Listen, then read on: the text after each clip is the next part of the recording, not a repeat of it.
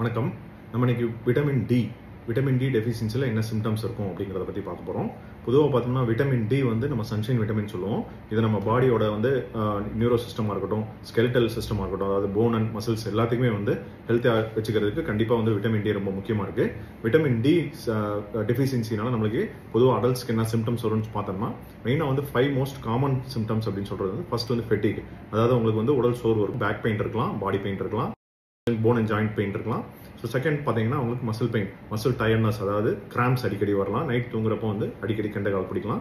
Third வந்து பார்த்தீங்கன்னா infections, அவங்களுக்கு காமனாக வந்து ரெஸ்பிரேட்டரி ட்ராக்ட் இன்ஃபெக்ஷன்ஸ்லாம் வந்து நார்மல் பர்சன்ஸ் காட்டியும் இந்த விட்டமின் டி டெஃபிஷியன்சி பேஷண்ட்ஸ்க்கு அதிகமாக வரலாம்.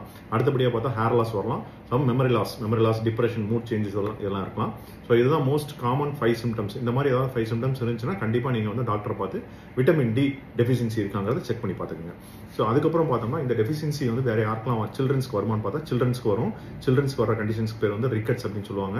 இந்த ரிக்கெட்ஸ்ல பார்த்தா போன்ஸ் எல்லாமே சாஃப்ட் ஆகி ஜாயின்ஸ் பக்கத்தில் இருக்க போன்ஸ்ல வந்து க்ரோத் கரெக்டாக ஆகாம இர்ரெகுலர் ஆகிறனால ஒரு டிஃபார்மிட்டியோட நம்மளுக்கு வெளிப்படும். சில்ட்ரன்ஸ் பார்த்தோம்னா நம்மளுக்கு வந்து மணிக்கட்டுலையோ முழங்காலையோ பார்த்தீங்கன்னா ஒரு டிஃபார்ம்டா வந்து கை வளைஞ்ச மாதிரியோ முழங்கால் வளைஞ்ச மாதிரியோ அதை பெண்ட் ஆகி வளைஞ்ச மாதிரி இருக்கும். அதுக்கு பேர் வந்து பவுலக்ஸ் அப்படின்னு சொல்லுவாங்க. சில சமயம் 2 மூட்டுகளும் முழங்கால் மூட்டுகளும் ஒன்னா ஒட்டுற மாதிரி ஒரு கண்டிஷன்ஸ் இருக்கும். அதுக்கு பேர் நாக் நீஸ்ன்னு சொல்லுவாங்க. ஸோ இதெல்லாம் வந்து சில்ட்ரன்ஸ்ல நம்ம வந்து பார்க்கலாம். சம்டைம்ஸ் சில்ட்ரன்ஸ்க்கு வந்து பார்த்தீங்கன்னா அந்த ஃபோர்வர்ட் வந்து நல்லா வந்து ப்ராமினென்ட்டாக ப்ரொட்ரூட் ஆயிருக்கும். போன் வந்து சரியா க்ரோத் ஆகாதனால அந்த ஸ்கல் போன் வந்து ப்ரொட்ரூட் ஆயிருக்கும். சம்டைம்ஸ் பார்த்தோன்னா உங்களுக்கு வந்து பெல்லி, அதாவது அப்டமன் பார்த்தோம்னா வயிறு வந்து வீங்கின மாதிரி இருக்கும், அதாவது அப்டமல் ப்ரொட்ரூபரன்ஸ், ஸ்பாட் பெல்லி மாதிரி இருக்கும். இதுவும் வந்து நம்மளுக்கு வந்து விட்டமின் டி டெஃபிஷியன்சியோட ஒரு சிம்டம்ஸ் குழந்தைகளுக்கு. அடல்ட்ஸ்க்கு பார்த்தோம்னா பொதுவாக வந்து போன் ரொம்ப வீக்காக, வந்து போன்ஸ்லாம் ரொம்ப வீக் ஆகி ஃப்ரெஜைலாக இருக்கும். சாதாரணமாக கீழே தடுக்கி விழுந்தாலே ஃப்ராக்சர் ரிஸ்க் உங்களுக்கு ரொம்ப ஜாஸ்தி.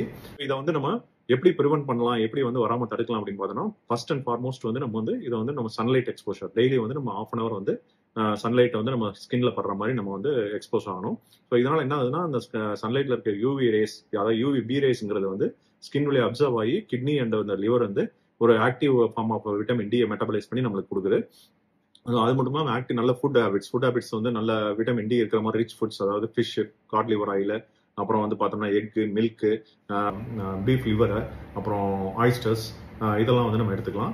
வெஜிடேரியனில் பார்த்தோம்னா நம்மளுக்கு வந்து முக்கியமாக காளான் எடுத்துக்கலாம், அப்புறம் வந்து இது சோயா வகைகள் எடுத்துக்கலாம், ஓட்ஸ் வகைகள் எடுத்துக்கலாம். ஸோ இதெல்லாம் வந்து நம்மளுக்கு நிறைய அபண்டண்டாக க்ரீன் வெஜிடபிள்ஸ், க்ரீன் லீஃப் அதாவது கீரைகள், ஸ்பினாச், இதெல்லாம் வந்து நிறைய விட்டமின் டி இருக்கு.